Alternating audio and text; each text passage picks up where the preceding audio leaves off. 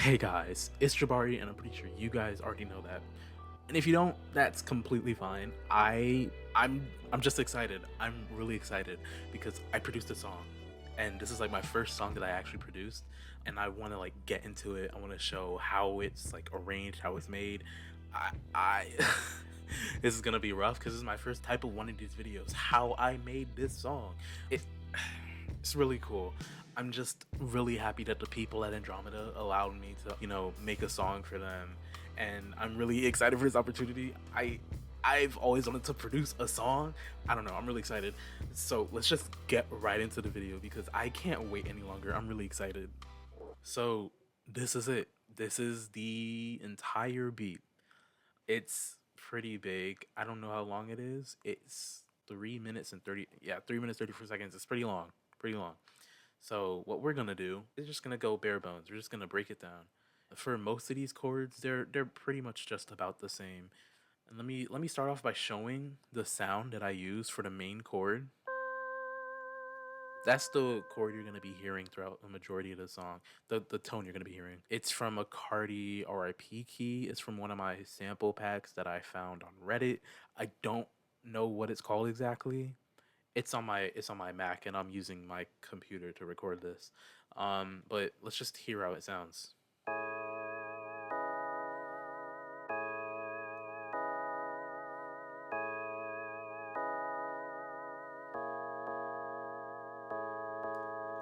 All right, that's simple. That's all the chord progression is for a majority of the song.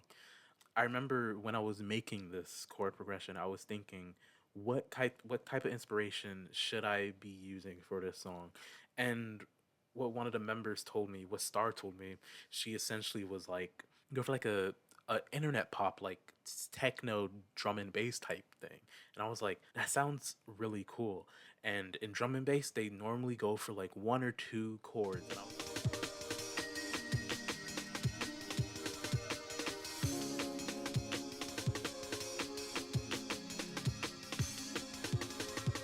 And I was like, you know what, I want to go really simple with this. So I just stayed simple. And I essentially just used that chord progression for most of these chords.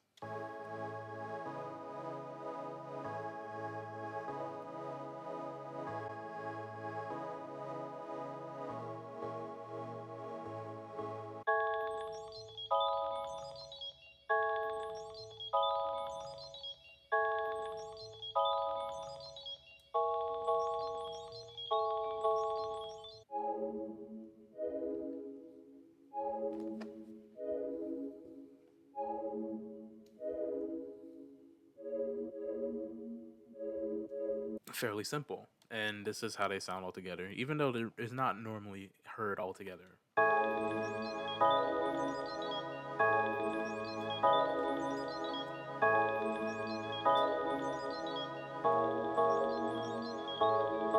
Pretty cool. Let's go with the second chord for now. What I did with this one is I used 3 times oscillation.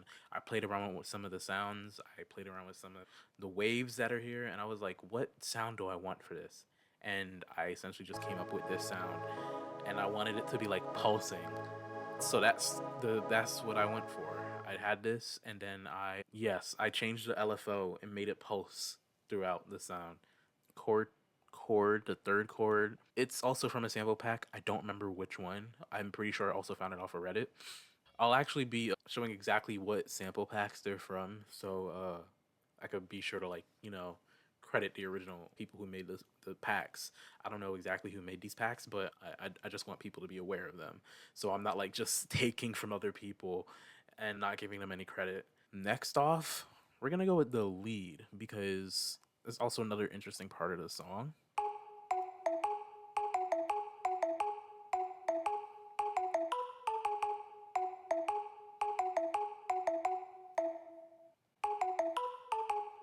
I like this part of the song a lot. It's also from the same sample pack the bells came from the third chord. Essentially, I was just like, you know what? I want to make a melody. I just want to figure out how this is gonna sound with the rest of the beat. So I just, played around with the keyboard, and I eventually came to this, and I was like, this is really cool, really appealing, and really simple. And that's where I wanted to go with it. I just wanted it to be like simple. I didn't want it to be like too super complicated.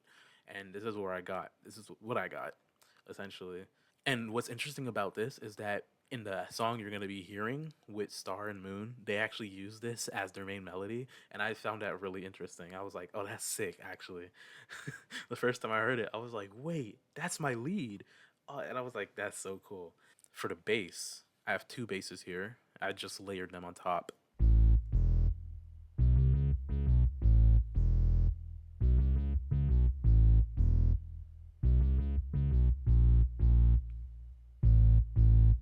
So for the top bass, I use Xenology, which is Xenology Light. I'm not. I didn't pay for it. What I did was I used the Crizzle bass, which is a weird term. I don't think I edited it at all. No, I didn't do anything like with the effects or anything. And for the second bass sound, I just found a sub bass from Flex, which is like, the stock plugin that FL Studio has. And I was like, you know what? I'm pretty sure Flex has a sound that I'm pretty sure I want something similar to what I want. So I was like, I'm just gonna do that. I'm just gonna use Flex, and it turned out fine. Now let's go to the actual drums here. We have the hi-hats and the drums. The hi-hats sound like this.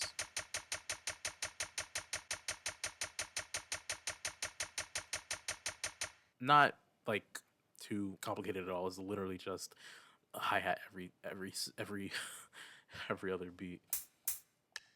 And these are the sounds that I had. I thought this was pretty interesting. This is like a classic sound you hear in a lot of songs. Pretty sure it's a metronome hit. It says an MC hat, and I'm assuming that's from like MC Hammer. I could be completely wrong.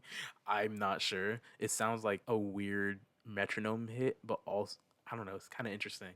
And then this one is a pretty basic hi hat. I'm also gonna be showing the sample pack where this comes from. Pretty sure it's from a jungle drum and bass sample pack though. So, that's where I got the drum and bass inspiration from. I wanted drum and bass. And here are the drums itself.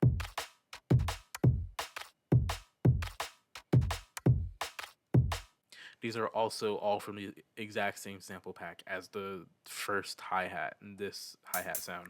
These are all from the same sample pack. Literally just the basic kick and snare pattern. And what makes it sound more complicated are all these percussions.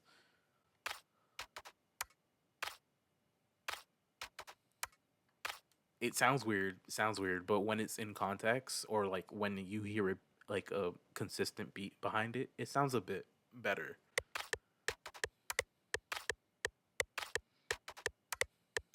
And that's how you get this.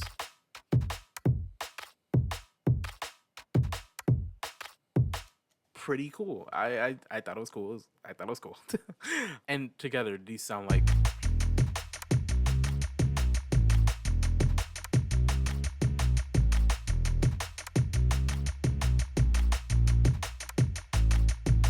didn't mean to put the bass there, but it sounds pretty cool with the bass as well. This part is the most interesting to me because this is where like I was like, okay, I can do drum and bass. Like for real drum and bass. I use the Amen break, and because it's like the most commonly used break ever, everyone knows the Amen break. And I like edited it. I edited it to be a bit faster. I pitch shifted it a bit, and then I chopped it up.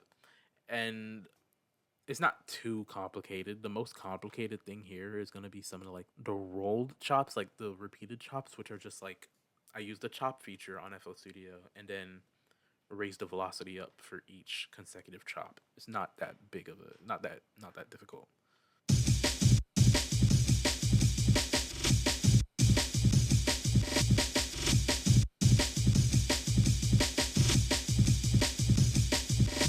That's it. That's pretty much it. And all together, this is how it sounds.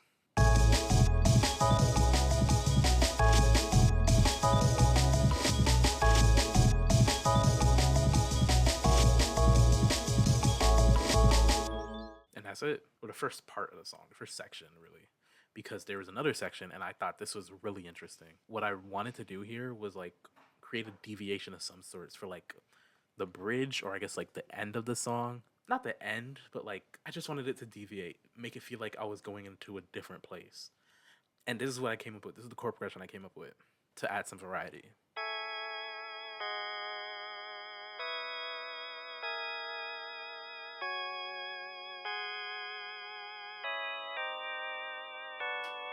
And I just doubled that with every chord that we went through, every sound that we went through previously.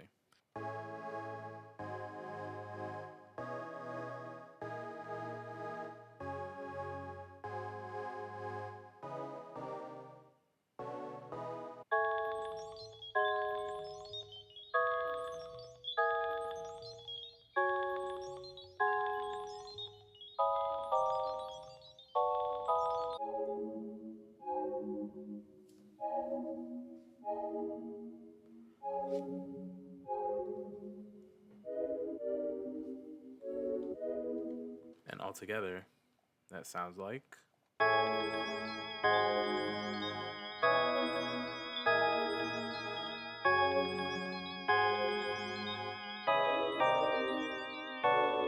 And once again, you're not going to hear it together often.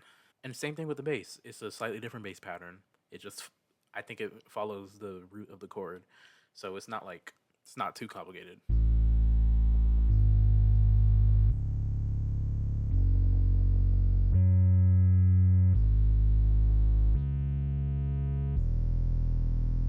And let me see, this is what it sounds like with a breakbeat.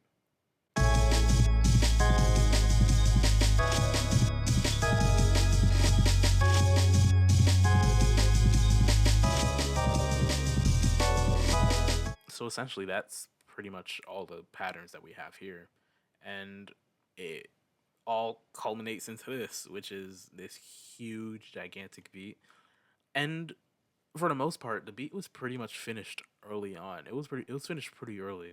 It was the sound effects, which was really difficult for me to pinpoint because Star and Moon, they wanted it to feel like a video game type world and stuff, or that's kind of the vibe that I got. So what I did was got video game sounds, the stereotypical Navi. Hey, listen, and I thought that was pretty cool. I was like, okay, we could do that. And what I found was this Nintendo Bandai Sufami. I still don't even know what this is. Actually, let me check this.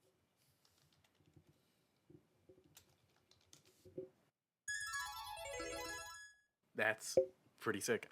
It's not Nintendo. I don't know why it's named Nintendo. I swear I got it in from the sample pack, but it's called the Bandai Sufami, which is pretty interesting. I didn't know that's what it was, but this is how that sounds.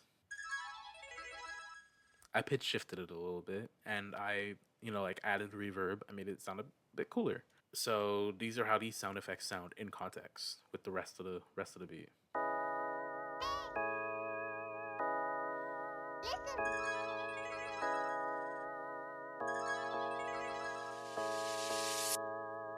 And that's pretty cool. Here we have some more sound effects. Something I thought was really interesting. I essentially I found Sonic sounds. And as you can see with my gigantic Sonic poster and two Sonic plushes that I have, I'm a big Sonic fan. The bell from Sonic, often seen in like casino zones, I was like, that's perfect. I need that.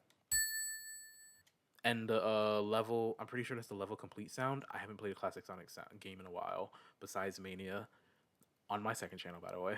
Yeah, I don't. I put them together and I was like, okay, that's pretty interesting.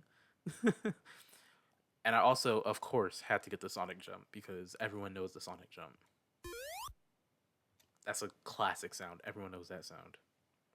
Some other sounds that I got were this laser sound, which is from the final boss of Sonic 1, I'm pretty sure, if I could remember correctly. Added the Bandai Sufami again, and also I had a level complete and a special stage warp, which sounds really cool in context. And I'm gonna explain my reasoning after I explain the rest of these sounds that are coming up. We have Death, the Sonic Death sound. Everyone knows that one, or I'd hope you do. The Minecraft orb, which I thought was interesting. We have the orb again. That's pretty much it. We have the orb and then another level complete, essentially signaling that we're done with the song. And those are the sound effects. I was racking my brain trying to figure out what to do with these sound effects. I never actually added sound effects like this in a song before, and I was like, what am I gonna do with this? And this is what I came up with. Now for the level complete and the special stage warp towards, I believe it's like the middle point of the song, near there. What I wanted to signal was a change in the chord progression. You know how I showed the other chord progression earlier on? I wanted to show a change in the tone of the song, and I was like, this is perfect. We're gonna go with this.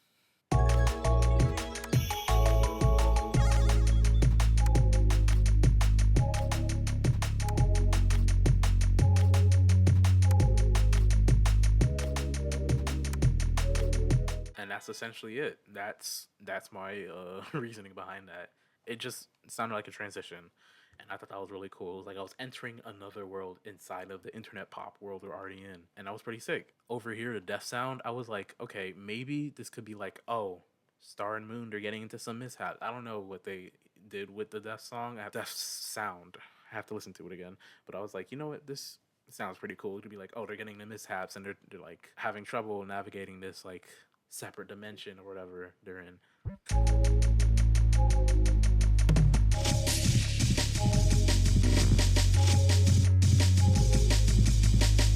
Oh, what I didn't mention was this fill, which is like it's just the normal fill that you have before you transition for to another beat.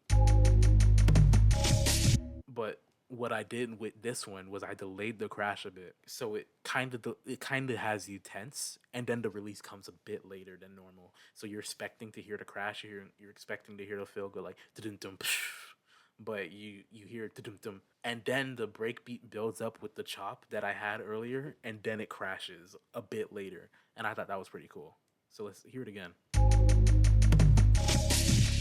And like that's essentially it. Pretty much I just arranged the beat and sent it over. I just sent it over to Star and Moon, and then they had their mixing engineer, and they did all that stuff with the vocals outside of me. But I just thought it was really cool to be able to produce this beat for them. I was really excited to do this. As we end the video, I'll just play the beat in full. Go save the song. It's on Apple Music, I'm pretty sure, and Spotify. But go and save the song. 100%. Go check it out. It's Andromeda, Lapel de Vide, and I'm just really excited for it. I'm really excited for it to come out. I can't wait for people to hear the whole thing. I'm super excited. I would love to do more in the future. That was pretty cool. Anyways, this has been Jabari deRoux signing out. Peace.